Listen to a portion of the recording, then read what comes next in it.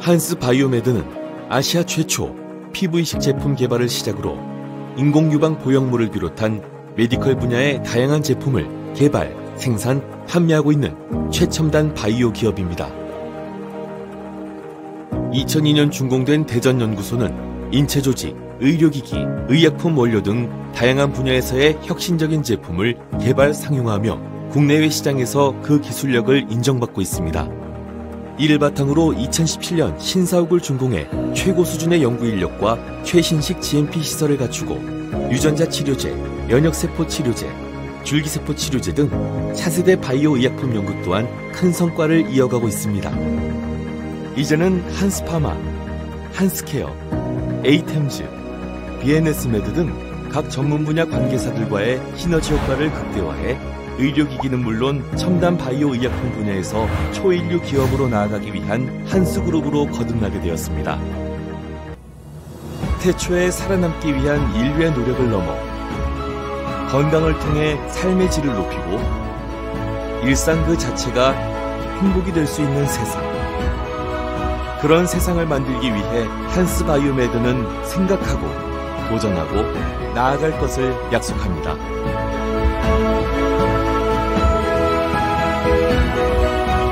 한스 바이오메드.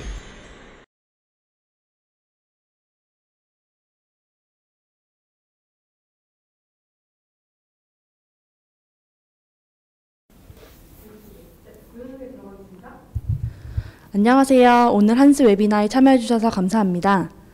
오늘의 강연자이신 신상진 교수님은 이대서울병원 척추관절센터장과 어깨질환 센터장을 맡고 계시며 견지관절에 대한 많은 고견을 국내외적으로 피력하고 계십니다.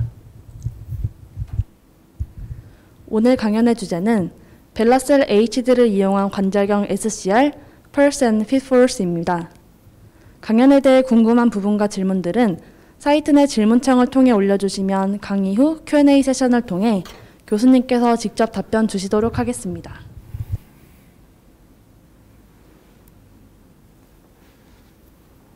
안녕하십니까. 이대서울병원 신상진입니다.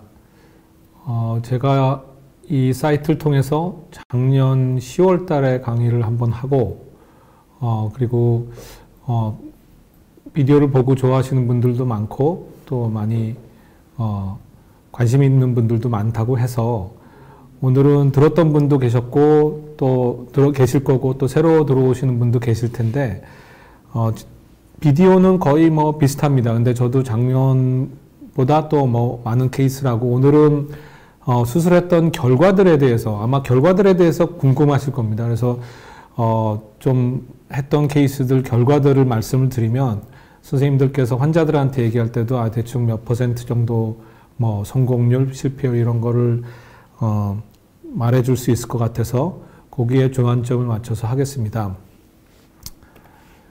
자, 63세 남자 환자입니다. 매뉴얼 레이버고요. 페인이 있고 위크니스가 있어요. ROM은 좋습니다.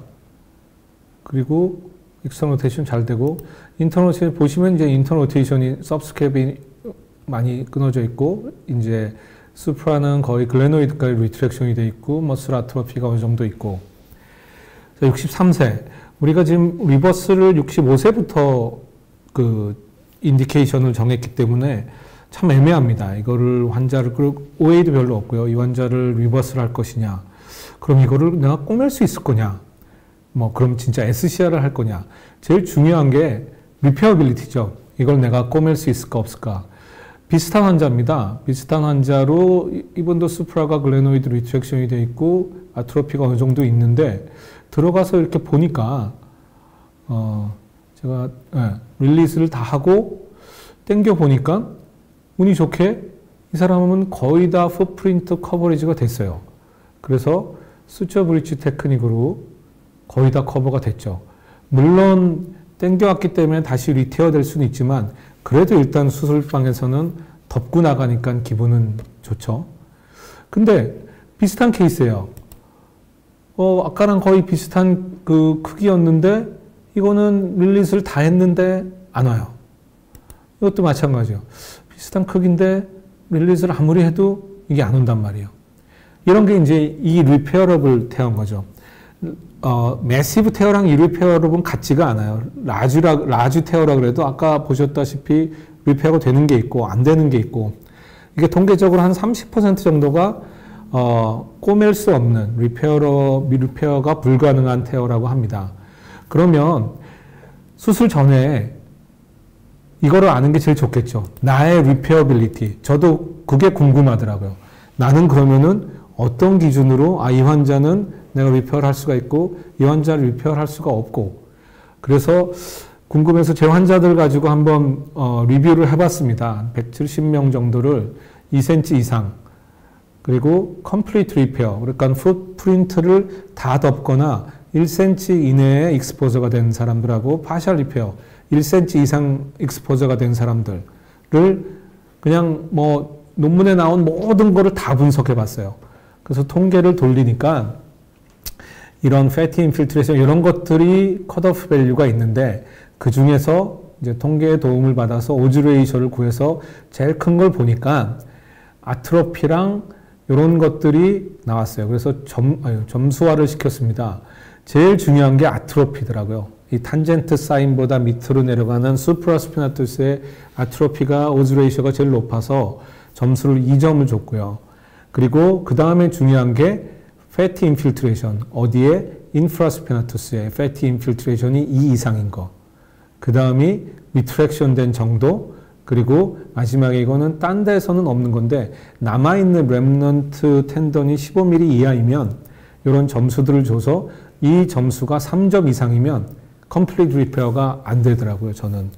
그래서 항상 꼭 점수를 따질 필요는 없으시지만 요 4가지를 보시고 이제 본인들도 경험을 쌓아나가 보시면 리페어빌리티가 어느 정도인지 알 수가 있을 겁니다. 자, 그러면은 이제 이 리페어블 테어다. 이거는 컴플리트 리페어가 안 된다. 그러면은 뭘 할 것이냐? 당연히 이제 연령이 많으시고 펑셔널 디맨드가 없는 분들은 스테로이드 인젝션을 하거나 그냥 좀 잘 지내세요. 뭐 운동하십시오. 이러면 되고, 또 오퍼러빌리티에 나는 그냥 데브리막만 하고 나올래. 아스라이티스가 없는 경우. 그리고 나는 그냥 파셜 리페어로 만족할래. 나는 그래프트를 오그멘테이션을 할 거야. 브리징 그래프트를. 그리고 65세 이상, 그리고 정말 아스라이티스도 있고 그러면은 리버스. 근데 과연 이런 아까 말했던 65세 이하, 그리고 노동자 같은 하이 펑셔널 디맨드, 아스라이티스도 없고 ROM도 다 좋은데 그럼 이런 사람들을 리버스를 할 거냐? 저는 리버스는 아직도 마지막 수술 방법이라고 생각하거든요.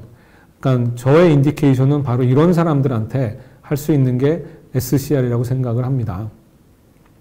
많이들 보셨을 거예요.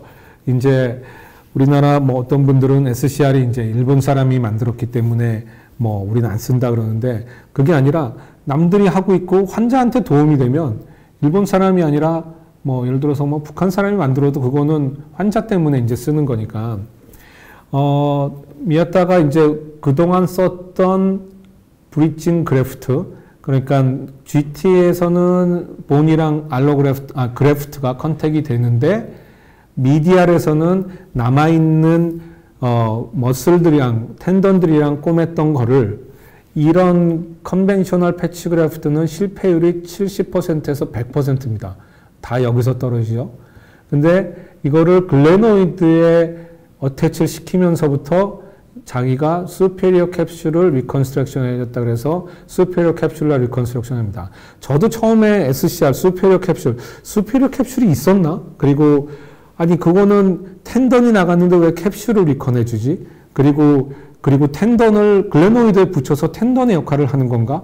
그게 아니라 superior capsular의 역할은, superior capsular reconstruction, SCR의 역할은 superior translation을 막고, superior translation 안 되면 center of rotation이 가운데 오게 되는 거죠. 그래서 center of rotation, force couple이 깨져서 슈더 파랄리시스가 온 사람이 센터 오브 로테이션이 회복이 되기 때문에 슈더 파랄리시스가 없어지는 겁니다. 이게 이제 제 환자인데 irreparable 태우면은 아크로미 휴메럴 디스턴스가 좁아지죠. 좁아지면은 헤드가 올라가죠. 그러면은 센터 오브 로테이션이 이렇게 위로 올라가 있습니다. 그거를 SCR을 해주면 AHD도 넓어지지만 센터 오브 로테이션 올라가는 걸 막기 때문에 눌러주는 게 아니라요. 올라가는 걸 막는 겁니다. 그래서 센터 오브 로테이션이 되는 게 이거의 가장 큰 특징인 겁니다. 그러면 수페리어 캡슐이 이제 어느 정도의 그 아나토미칼 베리에이션을, 아나토미칼한 그 오리엔테이션을 갖고 있냐, 아무도 관심을 안 가졌었죠. 수페리어 캡슐은 정말 우리가 딱 리컨해주는 글레노이드부터 GT에 있습니다. 두께가요 4에서 9mm, 두꺼운 사람은 9mm까지 있어요. 저도 전혀 해부학을 수페리어 캡슐만 해부한 사람은 없었기 때문에 근데 상당히 두껍습니다. 그리고 가장 큰 특징은 뭐냐? 레터럴 쪽에서는 GT 쪽에서는 로테이터 커프랑 붙어 있는 거예요. 인터밍글 돼서 로테이터 커프 쪽에서는 GT 쪽에서는 수페리어 캡슐이 붙어 있어서 어디가 어딘지 구분이 안 돼요. 그러니까 위에서 해먹 역할을 해주는 겁니다. 아주 중요한 겁니다. 두께가 저 정도 되고 레터럴 쪽에서 로테이터 커프랑 거의 붙어 있다. 그래서 얘가 해주는 역할은 리버스 트램블린. 트램블린은 이렇게 위로 뜨는 거잖아요. 사람이 위로 뜨면 트램블린은 내려오면 밑으로 가잖아요. 그 역할을 해주는 겁니다. 그러니까 올라가는 거를 눌러주는 게 아니라 막아주는 역할입니다. 예. 그래서 센터 오브 로테이션이 회복이 되는 거. 이거를 이제 잘 기억해 두셔야 됩니다. 그래서 수페리어 캡슐이 없어지면, 물론 텐던도 없어져서 위로 가지만 수페리어 캡슐이 없어지면 자꾸 위로 올라가는 거, 그 이유입니다. 미아타랑은 개인적으로 친구고 같이 랩에 미아타가 그 먼저 갔고 그 다음에 제가 그 랩에 가서 있었고 제가 있을 때 몇 번 와서 사실은 제가 있을 때 SCR 와서 실험을 하더라고요. 처음 이렇게 옆에서 보는데 저건 좀 이상한 수술이다. 그리고 이렇게 뜰 줄 몰랐죠. 그렇고. 그리고 저는 수페리어 캡슐을 만들어주면 이게 제일 궁금했어요. 아크로미온에 닿거나 이렇게 에비덕션 할 때 이렇게 구겨져서 안으로 들어오지 않을까. 네, 자기도 궁금했나 봐요. 그렇게 카데바 실험을 해보니까 이게 조인트 사이로 끼진 않고 그렇습니다. 이게 너무 두꺼우면 두꺼운 게 좋다 그래가지고 그 그래프트를 예를 들어서 뭐 1cm 이상, 1.5cm 이상 그러면은 아크로미온이 이로전이 옵니다. 그래서 두꺼운 거는 또 안 좋습니다.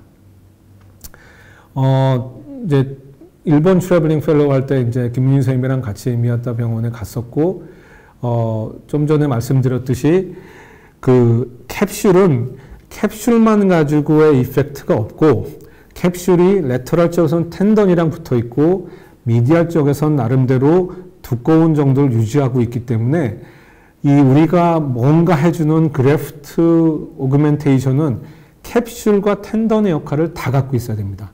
캡슐과 텐던 역할을 다 갖고 있어서 마지막으로 말씀드리지만 superior translation을 막아서 center of rotation을 restoration 해줘서 슈더 파랄라이시스나 임상 결과가 좋아지는 겁니다. 자, 인디케이션은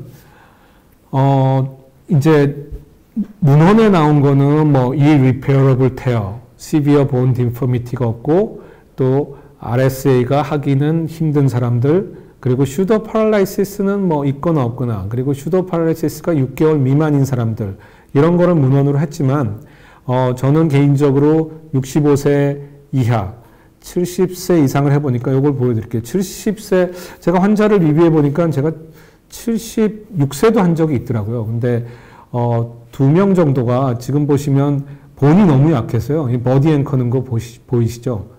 이렇게 해서 본이 너무 약하고 한 번은 버디 앵커도 안 돼서 시멘트 넣은 것도 있어서 70세, 75세는 오스테오포로틱 하기 때문에 그 많은 앵커를 견딜 수 없을 수도 있어서 저는 나이는 65세 이하, 70세까지로 좀 제한을 개인적으로 두고 있고요.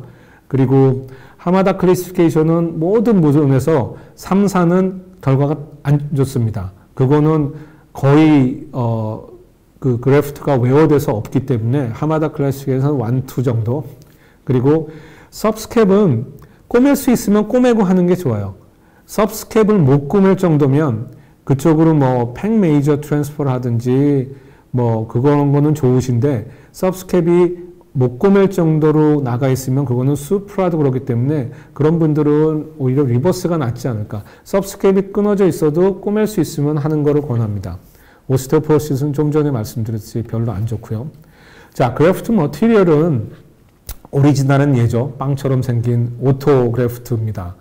그리고 한동안 이제 바이셉스로, 지금도 바이셉스로 뭐 어쩌고저쩌고 하는데, 바이셉스로 옮길 수 있는 거는 SCR의 저는 인디케이션이 아니라고 생각합니다. SCR은 정말 수프라 인프라까지 다 나가서 정말 뭐 아무것도 없는, 거기에 바이셉스 한 장 제가 슬라이드를 늘려다 말았는데, 바이셉스 하나 당장 옮긴다고 그거를 커버해 줄 수 있는 게 아닙니다. 바이셉스를 옮겨서 할 수 있는 것들은 인디케이션이 따로 있고요.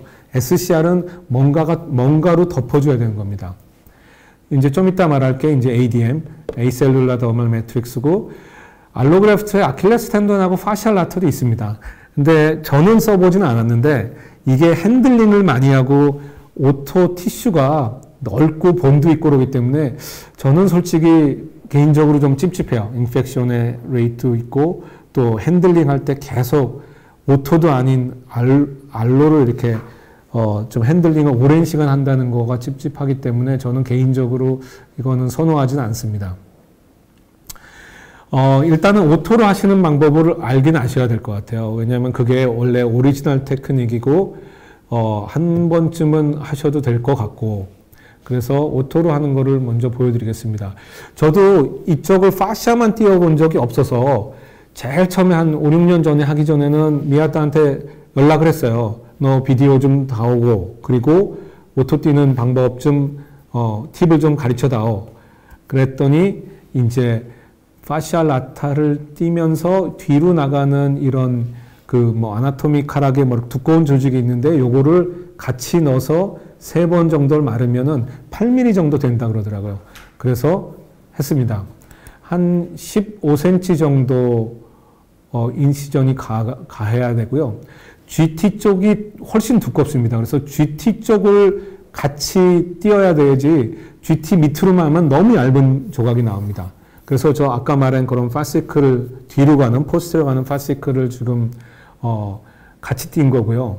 그리고 나일론으로 실크로 하나하나 이제 다 지금 만들고 있는 겁니다. 저렇게 그 니드를 박아 놓으면 조금 핸들링한 직접 손으로 되는 거를 좀 줄일 수가 있고요. 그렇게 해서 만들면 저게 이제 실이 많이 들어가죠. 저 빵처럼 만들려고 그러면 저게 한 8mm 정도 됩니다. 그래서 이제 양쪽에 리딩 수초를 만들고 저게 만든 겁니다. 저걸 만들고 궁금했던 게 일단은 내가 알고 있는 파시아는 되게 얇은데 어떻게 두꺼울 수 있냐. GT 쪽을 포함해서 하시면 되고 GT에서 뒤로 나가는 포스테리어 밴드 같은 거를 포함시키셔야 되고, 그 다음에 걱정했던 게 파시아가 이만큼 있는데 손이 보이나요? 파시아가 이만큼이 있는데 그 파시아를 띄고 나서 나머지들을 수처를 해야 되냐 말아야 되냐가 되게 궁금한데 저는 처음에 했어요. 이게 허니가 될 것 같아서 너무 아파합니다. 그 다음에는 안 했어요. 안 해도 아파합니다. 이게 어깨도 아픈데 막 허벅지도 아프다 그러니까 제가 할 말이 없더라고요. 어쨌거나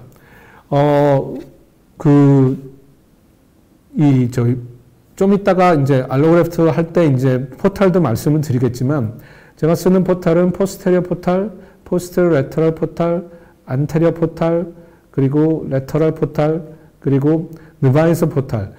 요 느바이서 포탈이 거의 글레노이드의 앞쪽에 수처 앵커 위치고요. 포스테리어 앵커 위치는 요 정도 됩니다. 포스테리어 아크로미온에 붙여서. 그래서 기본적으로 6개가 되고, 미아타는 여기를 한 1.5cm 정도 열어서, 1.5cm가 뭐야? 한 2cm 정도 열어서 10cc 시린지를 배를 갈라가지고 이제 이만큼 듭니다. 너무 인시전이 큰 것 같아가지고 저는 그렇게는 안 하고 있는데요. 일단 irreparable tear고 억지로는 딸려올 수는 있을 것 같은데 그러지는 않았습니다. 그래서 오토로 글레노이드하고 이게 이제 포스테리어, 요게 느바이서 포탈로 들어온 거고 포스테리어로 들어온 거고 이렇게 아주 초창기에 했던 겁니다. 그래서 실을 다 빼고 밖에서 하나하나씩 다 통과시키고 안 헷갈리려고 불가사리처럼 네 군데서 막 땡기면서 이제 꾸깃꾸깃 집어넣습니다. 아주 제가 거의 첫 번째 내지 두 번째 한 SCR인데요. 덮이고 잘 됐습니다. 팁이 몇 가지가 있는데 SCR에 제일 여러분들이 어려워하고 그랬던 게 글레노이드 쪽에 박는 그런 위치, 그리고 두 번째는 수처 매니지먼트, 그리고 세 번째는 어떻게 포스테리어 낸 걸 리페어 할 건데 글레노이드는 바이셉스 인서션 되는 데가 12시잖아요. 그 12시 정도에 하나를 인서션을 하시고요. 그거는 느바이서 포탈을 통해서 들어옵니다. 느바이서 포탈을 통해서 들어오고 포스테리어 쪽은 거기서 한 1.5cm 정도 떨어지면 이게 거의 다 커버를 합니다. 예. 그러면은 포스테리어 아크로면에 붙여서 들어오면, 그리고 지금은 초창기에서 거의 글레노이드 마진에 붙었는데요. 요즘은 글레노이드 한 1cm 뒤에다가 이제 앵커를 박습니다. 그러면은 글레노이드로 튀어나올 염려도 없고요. 상관없더라고요. 그리고 실 색깔은 다르게 합니다. 이제 앵커 회사 색깔을 달리해서 이쪽에 흰색 포함되고 이쪽에 컬러풀한 거면은 미디알 쪽에는, 그러니까 레터럴 쪽은 서로 대각선이 되게 이렇게. 그리고 실을 매니지하는 거는 좀 이따가 제가 하는 그 테크닉을 가르쳐 드릴 거고요. 네, 이렇게 넣습니다. 포스트업에 괜찮습니다. 두껍게 잘 유지되고, 잘 연결돼 있고, 환자 결과도 좋았고. 근데 말씀드렸듯이 오토를 쓰기에는 환자가 너무 인시전이 크고 너무 데미지가 큰 것 같아서 알로를 좀 써보자. 옛날에 이제 브리칭 타입으로 알로를 몇 개 했기 때문에 그래가지고 이제 알로는 잘 아시다시피 도너 사이트 모빌리티가 없고, 그리고 내가 핸들링 하기도 좋을 거고 크기도 얼마든지 조절할 수 있고, 알로 아까 같은 아킬레스나 이런 거보다는 알로 더미스가 외국에도 몇 번 쓴다 그러니까 그렇게 해서 알로를 처음 이제 했습니다. 궁금했던 게 알로를 하면 과연 인코퍼레이션이 될까? 이게 한 미디알 레터럴이 거의 한 4cm, 5cm 되고 뭐 본이 붙는 데야 어떻게든 그 셀이 인그로스가 되지만 가운데는 완전히 에이셀룰하고 블러드 인필트레이션이 안 될 텐데. 그랬더니 이제 논문을 찾아보니까 동물에다가 이제 7개월 하고 그 인코퍼레이션 된 걸 봤더니 수처 어태치먼트 포인트, 그러니까 레터럴 쪽에서는 한 65에서 92%가 글레노이드나 레터럴 쪽에 셀 인필트레이션이 됐고요. 가운데는 역시 센트럴 그래프트가 5에서 14%밖에 안 돼서 조금 가운데는 좀 취약한 포션이 아닌가 그렇게 생각은 하는데, 그래도 셀은 자라 들어갑니다. 양쪽에 있는 대로. 아무래도 이게 이제 스카폴드 역할을 하니까. 지금 우리가 제가 이제 강의하는 이제 벨라셀이 다른 외국 회사 제품들이랑 비교를 했더니, 셀 인필트레이션이 제일 높았습니다. 이게 벨라셀이고. 그래서, 전혀 인필트레이션이 안 되는 그런 회사도 있는데, 이렇게 인필트레이션이 잘 되고, 요거는 개인적으로 지금 또 우리나라에서 실험은 또 하고 있습니다. 어느 정도 포어에서 인필트레이션이 잘 되는지. 근데 인필트레이션이 되게 잘 됩니다. 그리고 또 하나는, 우리가 결국은 수초로 홀드를 하고 있기 때문에 그 머티리얼이 수초에 견디는 힘이, 그게 이제 메카니컬한 이제 캐릭터죠. 그게 어느 정도 되냐 봤더니 아까 이제 타사 제품들이랑 봐서 벨라셀이 수초로 당겼을 때 안 찢어지고 견디는 힘이 제일 높았어요. 그래가지고 선호를 하고 있습니다. 자, 이제 테크닉을 말씀드리겠습니다. 제일 먼저 제가 이제 망했던, 어렸을 때 했던 걸 보여드리겠습니다. 이렇게 오토파시아로 하고 나서 알로를 써야 되겠다. 그래가지고 알로를 이제 초창기죠. 이제 구했어요. 그래서 그리고 몇 번 해보니까 글레노이드 쪽에 내가 굳이 4.5, 5.5를 박을 필요가 있을까? 글레노이드 쪽은 내가 그냥 올 수처 앵커 2.9mm만 하고 실도 4개만 있으면 될 것 같다. 그래가지고 정말 아주 심플한 그런 수술을 보여드리겠습니다. 아주 초창기에. 그래도 이제 데브리는 열심히 했고 본이랑 붙어야 된다는 생각에 저렇게 데브리는 열심히 글레노이드 쪽도 쫙 갈았습니다. 예. 저런 구멍은 보통 안 냅니다. 제가 이제 남한테 보여줄 때만 내고 저 2.9입니다. 그리고 레터럴은 5.5에 실 다 빼고 실 2개 다 빼고 이렇게 2개, 2개, 2개, 2개 아주 심플하죠. 실이 헷갈릴 염려도 없고 뭐 그냥 간단하게 뭐 전혀 피도 안 나잖아요. 저렇게 간단하니까 저렇게 딱 4개 해서 딱 들어가서 뭐 타이하고 네. 레터럴은 수처 브릿지가 좋을 것 같아서 뭐 공간도 있고 뭐 어느 정도 시간도 세이브하고 그리고 포스테리어는 남아있는 인프라든지 테레스랑 알로그래프트를 해주는 게 바이오메카니컬하게 좋다 그래서 포스테리어 하나 하고 또 뭐 저 정도면은 뭐 헷갈릴 게 없으니 안테리어도 하나 해주고 움직여 보니까 뭐 그러니까 헤드도 잘 움직이고 너무 좋은 것 같았어요. 그래서 이 환자가 보통은 제가 6개월째 MRI를 찍는데 이 환자가 자기가 반대편 어깨가 아프다 그래서 제가 MRI실에 부탁해서 내가 수술한 척도 같이 찍어다오 해가지고 수술하고 3일 만에 MRI를 찍었더니 이렇게 됐어요. 미디알 쪽이 올수처 앵커와 함께 텅 터졌어요. 3일 만에. 예, 그리고 뭐 이거는 중간에 잘라서 그렇지만 이렇게 떠 있는 것 같이 되고 이거가 사실은 시사하는 바가 큽니다. 우리가 보면 레터럴 쪽은 그 GT 면적이 넓고 우리가 수처 브릿지로 하기 때문에 본 그래프트 컨택트 면적도 넓고 프레셔도 줄 수가 있어요. 미디알 쪽은 글레노이드가 1cm도 안 되는데 그것도 캔슬러스 본 그리고 우리가 팔을 에이비덕션 시키면 아무래도 글레노이드 쪽이 아까 마지막 비디오 보였을 때 헤드가 이렇게 올라가기 때문에 여기서 견딜 수가 없는 것 같더라고요. 그래서 이거 이후로 근데 기도를 열심히 한 덕분에 이분이 6개월 후에 다시 MRI 찍었는데 이쪽이 스카일링이 됐어요. 그래서 환자가 좋다고 반대편도 수술을 받았어요. 이거는 운이 좋아서 그런 거고 이 다음에 이제 생각을 했어요. 글레노이드를 그러면 어떻게 할까?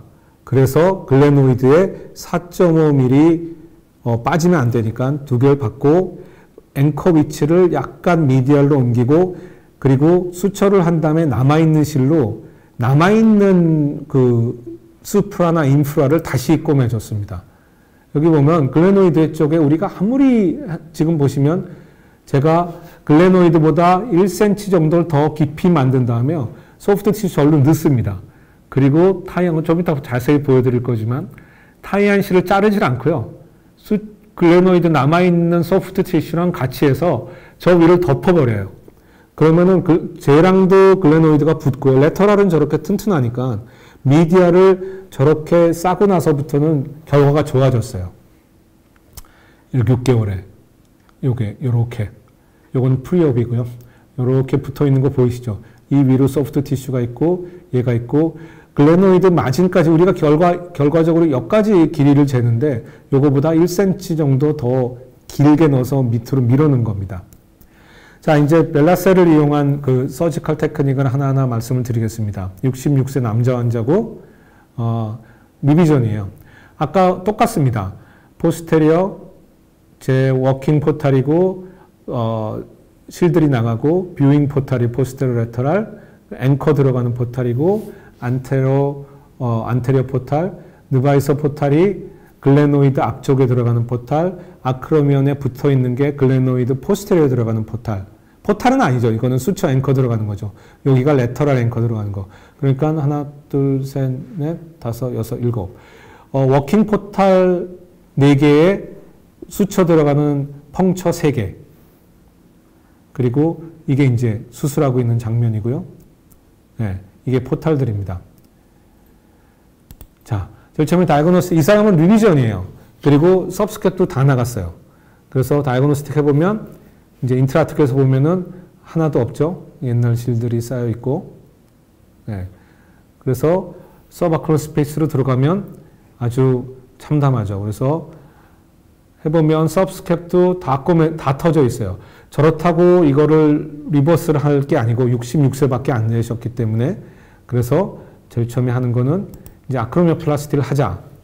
아크로미오플라스티를 제가 훅이나 이 오스테오파이트가 없으면 그렇게 뭐 선한 편은 아닌데 그래도 얘는 이제 알로그래프트가 움직이는 거기 때문에 아무래도 뭐래도 조금 갈아주면 얘가 위에서 이로전되는 거를 막아줄 수 있지 않을까. 그래서 아크로미오플라스티 하는데 역시 미아따도 논문을 하는 게 아크로미오플라스티 하는 게 아무래도 콘택트 서페이스를 줄이니까 좋지 않겠냐. 그래서 아크로미오플라스티는 가능한 해줍니다. 이제 데브리를 이런 거 이제 다 제끼고 어드이전이 많이 됐기 때문에 서바크론 스페이스 뭐 그런데 다 어드이전 라이시스를 해주고 옛날 실들을 다 제끼고 리페어빌리티를 이제 체크를 해봅니다. 이게 과연 내가 꼬맬 수 있을 건지. 물론 프리업에 체크도 했지만 다시 해보면 저게 다 어드이전 라이시스를 해주고 있는 거고요. 이거는 넘어가겠습니다. 그리고 서브스캡 꼬매는 것도 일단은 여기서는 저런 거는 풀 시크니스 테어였기 때문에 앵커 2개 받고 서브스캡은 이제 꼬매주고 있고요.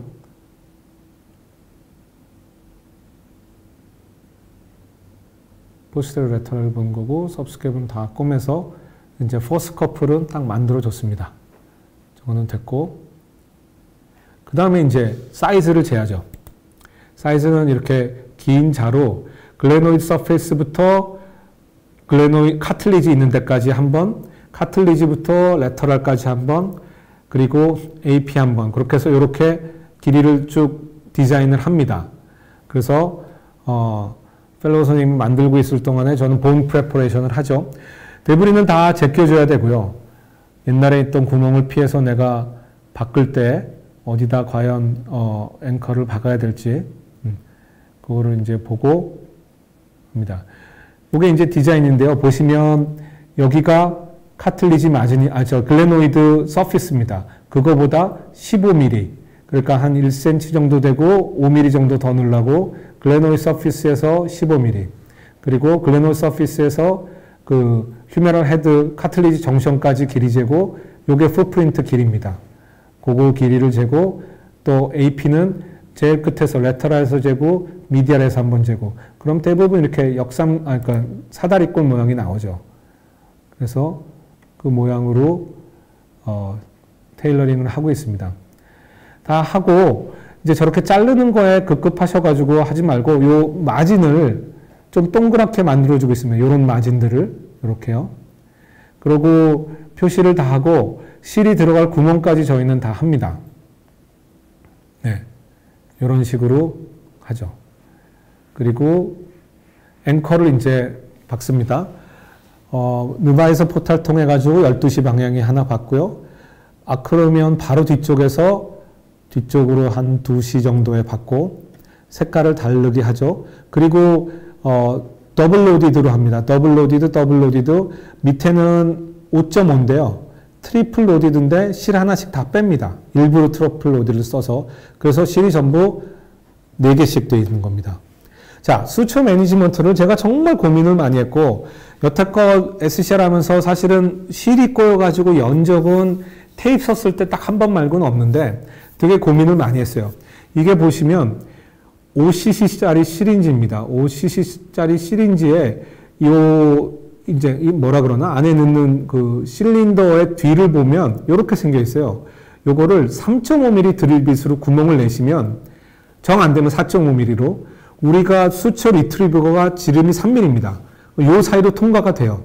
그렇게 해서 4개의 구멍을 이렇게 내고 이거를 이런 식으로 보이실지 모르겠는데 이렇게 되면 이렇게 거꾸로 이제 집어넣으면 요 4군데 위치로 4군데 실이 나옵니다. 바깥으로 이렇게. 우리 이상현 선생이나 펠로우가 개발한 거라서 제가 한 게 아니고요. 이런 식으로 됩니다. 그럼 실이 절대 헷갈릴 일이 없습니다. 이런 식으로. 한번 보시죠. 이제 수초를 다 넣어놨습니다. 이게 그 구멍 뚫은 거를 지금 서바크론 스페이스로 넣었습니다.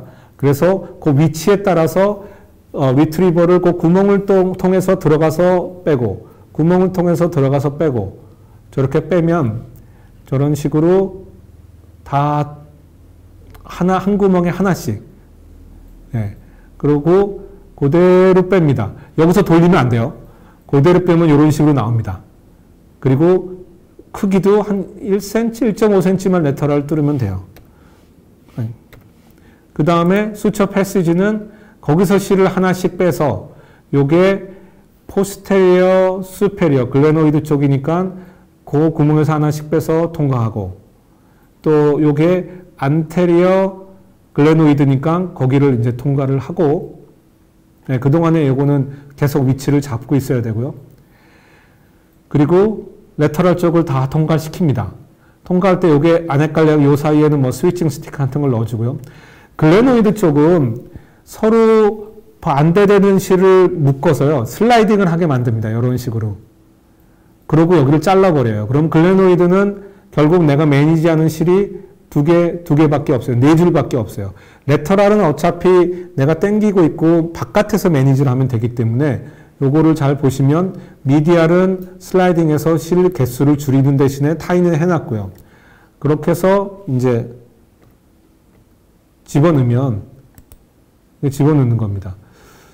레터럴은 좀 잡고 있고 내가 이제 그래스퍼 같은 걸로 이렇게 잡고 싹 집어넣으면 깨끗하게 들어갑니다. 저게 한 1.5cm 정도 되더라고요. 딱 들어오면 실이 전혀 헷갈릴 리가 없고요. 밑에서 막 꼬이고 이럴 일도 없고 아까 보여드렸듯이 이렇게 타이드가 된 게 있고 요게 슬라이딩이 잘 되려면 앵커 위치를 잘 맞추셔야 돼요. 그리고 남아있는 랩넌트 밑으로 싹 집어넣습니다. 그리고 이제 미디아를 너타잉을 먼저 하고요. 쭉 당겨서 완전히 타이트해진 다음에 하고 그러고 이제 아무것도 헷갈리지 안 엉킨 거를 보고 레터럴은 이제 수처 브릿지로 지금 타이를 해주고 있는 겁니다.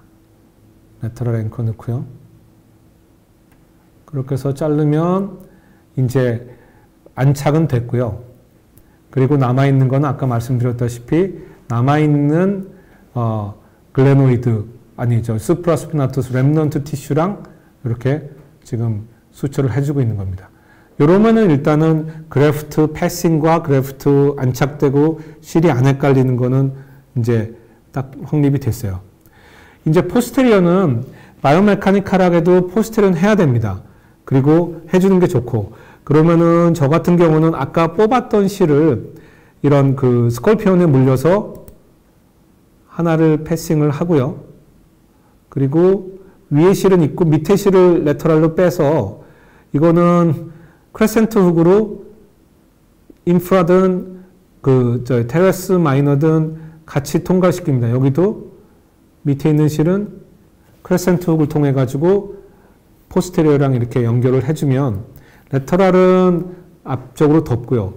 앞쪽까지 남아있는 것까지 해주기에는 좀 리미테이션도 있을 수가 있고 서브스캡까지 내려가기에는 좀 너무 과한 것 같고 물론 앞쪽을 해줘야 됩니다. 우리가 보통 수프라스피너스 꼬매면 로테이터 커프 인터벌을 다 제거하고 꼬매는데 나중에는 그게 다 덮이잖아요. 알로그래프트는 그쪽을 덮이지는 않아요. 그래서 좀 뭐 태어가 된 것처럼 보이긴 하는데 그렇다고 가능한 한 앞쪽으로 많이 만들어주는 건 좋은데 이게 이제 포스테리어를 해줘야지 트랜슬레이션을 막고 뭐 컨택트 프레셔를 줄인다는 미아타 바이오메카니컬 테스트를 해서 합니다. 리설트. 오늘은 사실은 리설트를 말씀을 드리려고 했습니다. 내가 환자한테 리설트를 알아야지. 내가 케이스가 별로 없어서 안 그래도 케이스 많은 사람들의 그것도 이제 만든 사람 미아타 리설트 말고 다른 사람들을 봐야 되는데 리설트는 좋습니다. 일단은 파셜 아타랑 하거나 ADM을 하거나 펑션은 좋아지고 페인도 없어지고 슈더 파랄라이시스.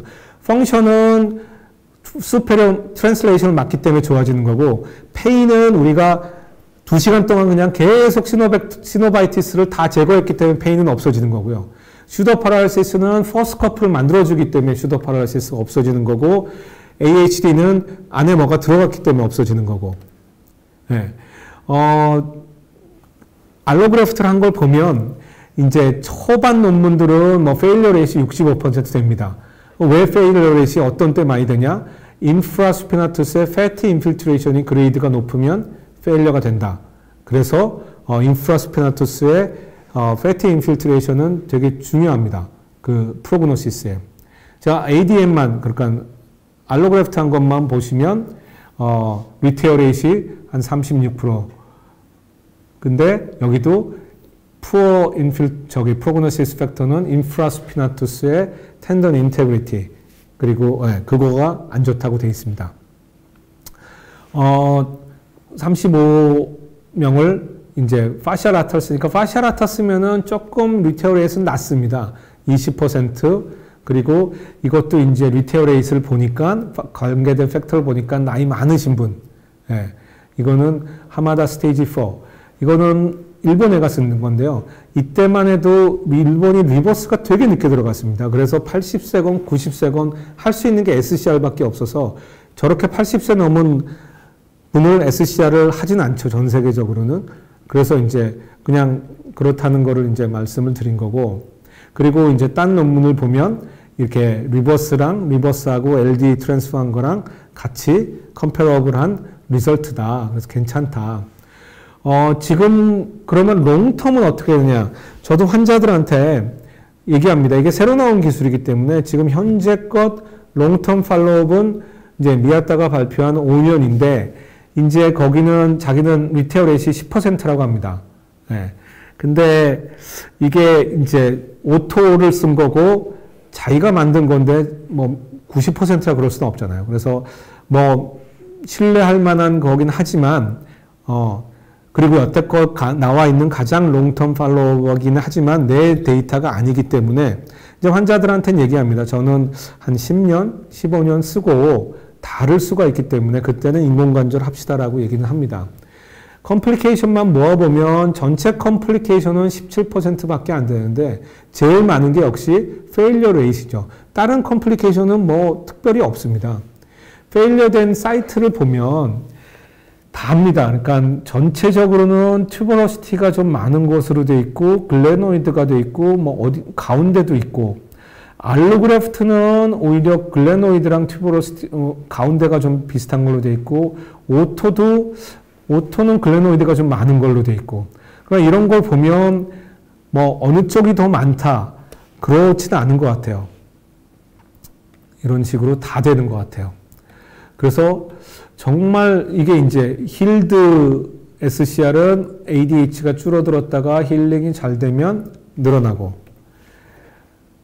HDA가 망한 거는 똑같고 더 줄어들었고 이건 이제 페일리어 된 SCR이고 제 환자인데 그래서 제가 이제 저도 많이 하지만 또 많이 하는 고경환 선생이랑 같이 스터디를 했어요. 우리 한번 보자. 그 대신에 그 테크닉은 그 일정해야 되기 때문에 아까 제가 보여드렸던 테크닉 똑같이 남아있는 리메이닝 텐던들을 어그멘테이션 해주는 그 테크닉으로 두 가지 논문을 했어요. 하나는 둘이서 같이 프로스펙티브로 20명 한 거하고 또 하나는 같이 여태껏 했던 거랑 합해가지고 한 50명 되는 거를 플레인 라디오그래프 다 구했고요. 라디올로지도 두께 변화를 좀 알고 싶어가지고 이렇게 세 군데서 두께도 구했습니다. 지금 막 데이터를 거의 이제 완성해서 논문 하나는 다 썼고 하나는 막 쓰고 있어서 지금은 다 이제 보여드리기가 좀 아직은 부족한 상태여서 나중에 뭐 연말쯤에 다시 한번 이런 기회가 있으면 요거를 이제 자세히 말씀을 드릴 텐데 프로스펙티브 한 것만 보여드리면 스트렝스는 1년이 지나도 회복이 안 됩니다. 그거는 5년짜리 미아타 봐도 그러니까 환자분들한테 스트렝스가 100% 회복이 된다 그러면 안 됩니다. 한 80% 이 정도가 진실이고요.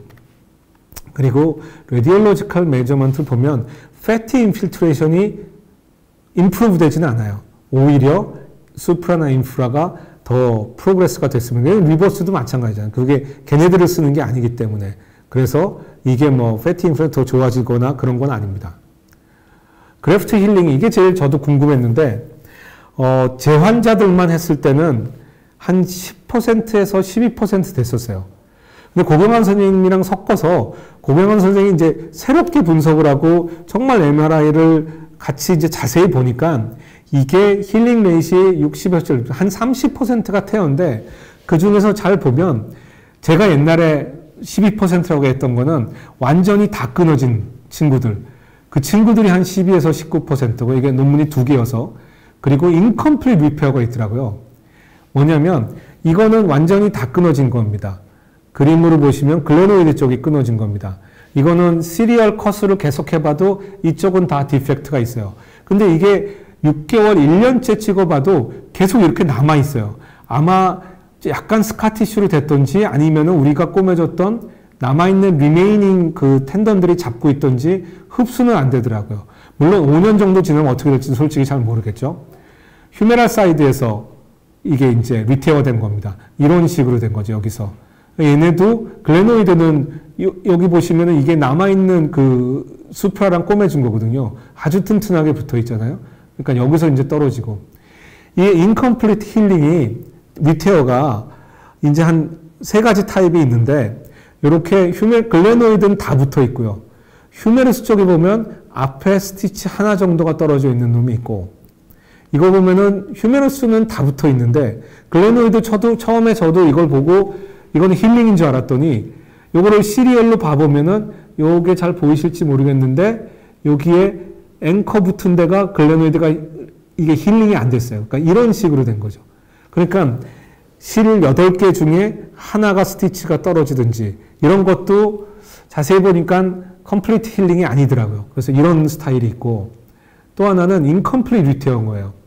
이게 보면은 다 이제 찢어져서 아 이건 컴플리트인가 보구나. 그래서 시리얼을 커트를 해보면 이 뒤쪽은 더 붙어 있어요. 그러니까 모식도 보면 이런 식인 거죠. 앞에가 양쪽이 다 찢어져서. 그래서 저희가 분석한 거는 컴플리트 힐링이 글레노이드 사이드, 휴메럴 사이드. 가운데 웨어되는 건 없더라고요. 그건 어디든 찾아보면 붙어 있더라고요. 그리고 인컴플리트 힐링이 글레노이드 쪽에 인컴플리트 힐링, 그리고 휴메러스 쪽에 인컴플리트 힐링, 양쪽 다 인컴플리트 힐링. 그렇게 5가지 타입으로 이제 발표를 할 거고요. 힐링하고 언힐링된 사람들은 임상적인 거나 그런 차이가 없어요. 다만 MCID라 그래가지고 환자가 느끼는 그런 그거를 점수화한 그런 스코어가 있는데 그거는 힐링이 안 된 사람들은 MCID가 전부 다 만족한 사람들이 없었습니다. 그래서 역시 환자가 느끼는 거는 힐링이 안 된 사람들이 불만족한 게 더 많긴 했어요. 자, 이제 질문 받을 시간이 돼서 이렇게 말씀을 드리면 superior capsular reconstruction은 반드시 그 인디케이션이 있습니다. 나는 뭐 꼬맬 수 있어. 나는 리버스 하면 돼.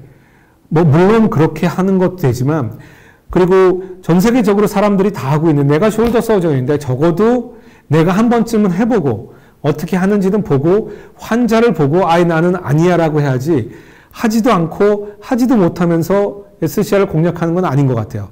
그래서 여러분들도 일단은 해보는데 제가 아스트로스코프로 수술할 수 있는 거는 SCR이 라타제 다음으로 그래도 스트레스를 받고 시간이 오래 걸려요. 아무리 빨리 해도 한 1시간, 1시간 반은 걸리는 것 같아요. 그렇기 때문에 팁들을 알아야 되고 조금 안 망할 수 있는 거 해야 되는데 제가 생각하는 거는 글레노이드 들어가는 거 하나는 느바이저로 12시 하나는 포스테리오 아크로미온에 붙여서 2시에서 3시 그리고 실 색깔은 2가지 회사를 섞으면 실은 구분이 되고 그리고 안 헷갈리려면 아까 같은 시린지 뒤쪽을 구멍을 뚫어서 좀 이용을 하시고 그리고 밖에서 이제 꼬매시고 제일 중요한 거는 남아있는 랩넌트 티슈로 글레노이드 쪽은 덮어주고 포스트에는 꼬매주고 그렇게 하다 보면 알로그래프트 두께나 뭐 재질이나 그런 거보다는 그런 팁들이 어느 정도 커버를 해줄 수 있을 것 같아요. 네.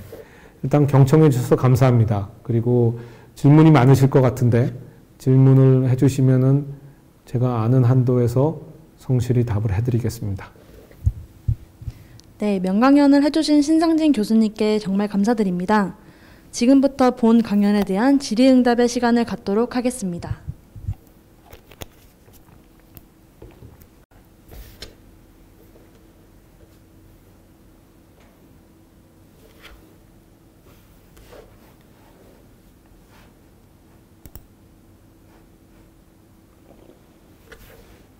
이게 안 나오는데 Q&A가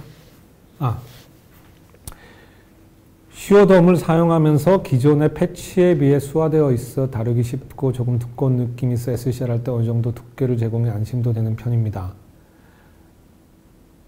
아직 저는 SCR을 시도해 보지는 않았고 파셜 리페어 후에 오그멘테이션 타입의 패치 그래프트를 시행했습니다. 같은 조건이라면 어느 테크닉을 권장하시겠습니까?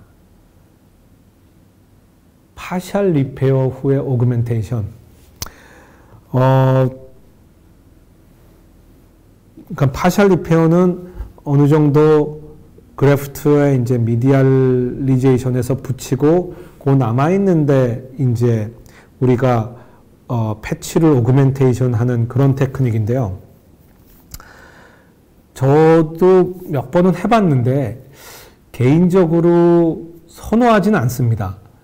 사실 파셜 리페어하고 이 풋프린트가 익스포저 됐기 때문에 그거를 덮는다는 그런 개념에서 사실 하는데 그러려면은 바이셉스를 이용해도 되고요. 좀 더 릴리스를 잘해서 좀 더 덮으면은 풋프린트 익스포저 되는 데를 아주 줄일 수가 있고 그게 싫고 나는 하겠다 그러면은 하셔도 좋고 문헌들을 봐도 뭐 안 한 것들보다는 좋다고 하는데 그거를 꼭 이런 거는 해야 됩니다라고 권장하고 싶지 않은 게 이 파셜 리페어는 서전마다 정말로 이게 일관성이 없거든요. 저거 조금만 더 해서 이렇게 꼬매면 될 거 왜 저렇게 꼬매지? 뭐 이런 식이 되기 때문에 파셜 리페어 자체가 되게 주관적인 테크닉이고 주관적인 프로시저이기 때문에 근데 본인이 하여튼 그리고 사실은 파셜 리페어 겨우 릴리즈해서 됐는데 거기에 또 사실은 패치 잘라서 그 위에 붙이고 또 통과시키고 이러기가 상당히 그 테크닉적으로 또 테크니컬 디맨드한 프로시저라고 생각을 하기 때문에 차라리 그럴 거면은 아예 그냥 안 좋은 티슈들 날려버리고 SCR을 하든지 뭐 하는데 뭐 어느 테크닉은 그 리페어하고 메디알처럼 실 나와 있는 데다가 패치 넣으시고 밖에는 그 저기 수처 브릿지 하시고 그러면은 좋을 것 같습니다. 두 번째 질문은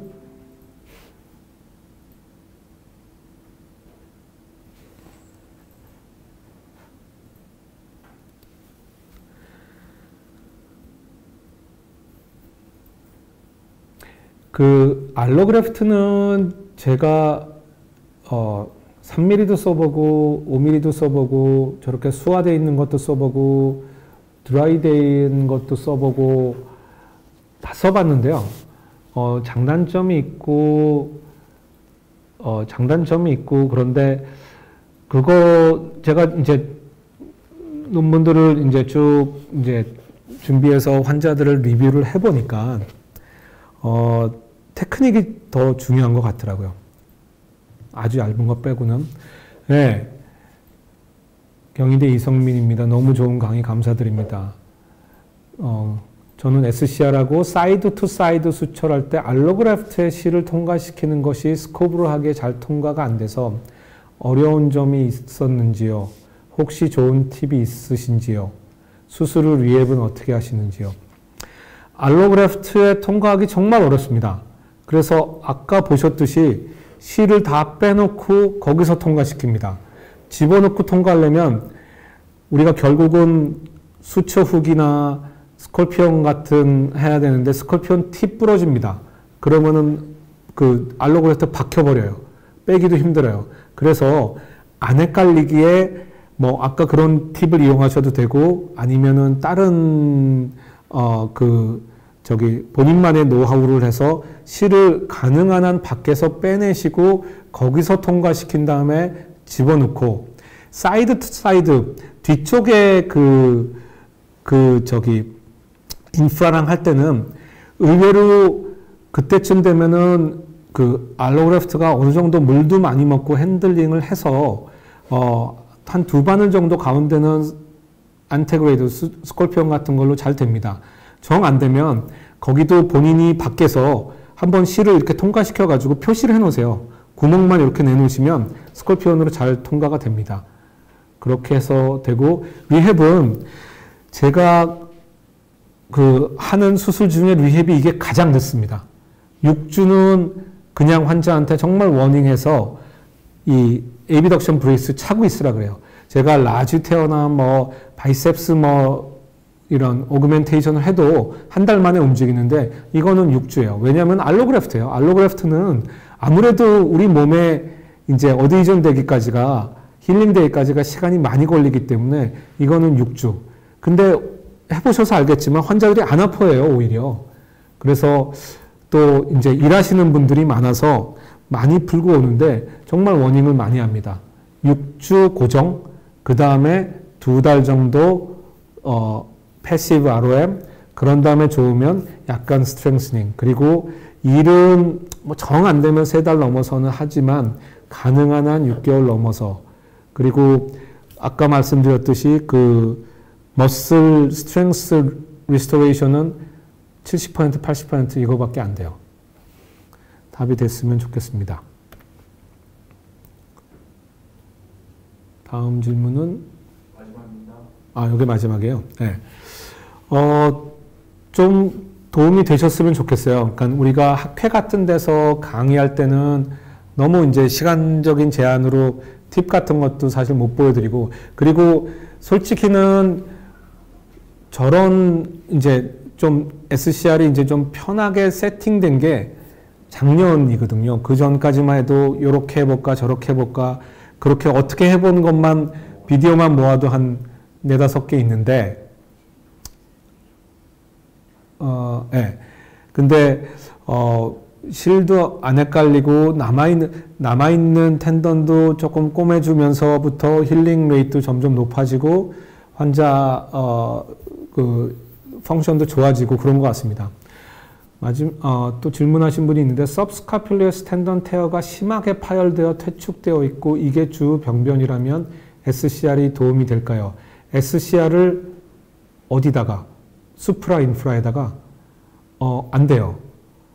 서브스캡을 못 꼬매면 SCR만 해가지고는 의미가 없습니다. 앞이 터져 있기 때문에. 그거는 반드시 페일합니다.